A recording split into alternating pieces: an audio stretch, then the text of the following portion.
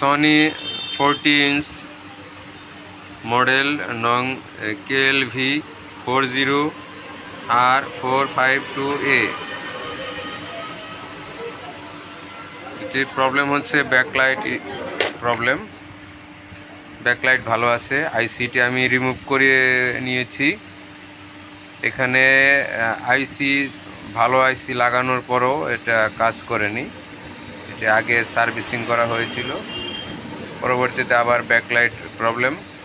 তো ব্যাকলাইটের চেক করে দেখেছি ব্যাকলাইট ভালো আছে।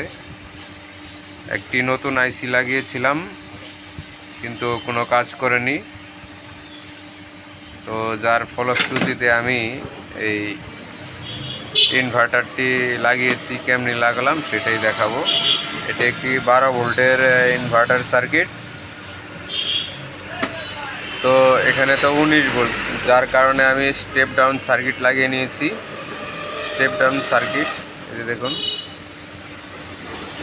তো এটা আমরা সরাসরি 19 ভোল্ট যেখানে ঢোকে সেখান থেকে লাইন দিয়ে নিয়েছি। তারপরে এটা অ্যাডজাস্ট করে নিয়েছি, 12 ভোল্ট আউট এখানে দিলাম। তারপরে এখানে ইনভার্টার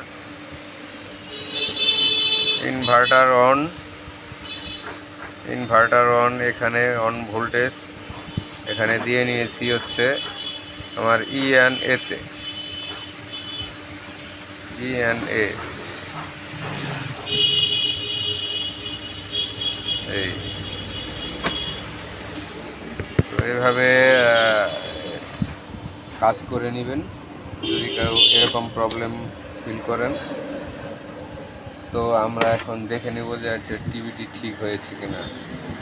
আগে ডিশের লাইন লাগিয়ে নিলাম, তারপরে পাওয়ার দিয়ে নিয়েছি। পাওয়ার চলে এসেছে এই যে। এখন আমরা টিভিটি দেখব।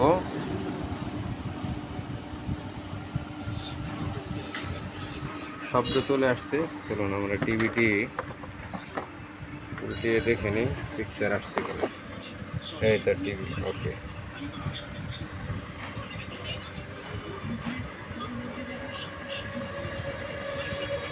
ধন্যবাদ সবাইকে এতক্ষণ ভিডিওটি দেখার জন্য।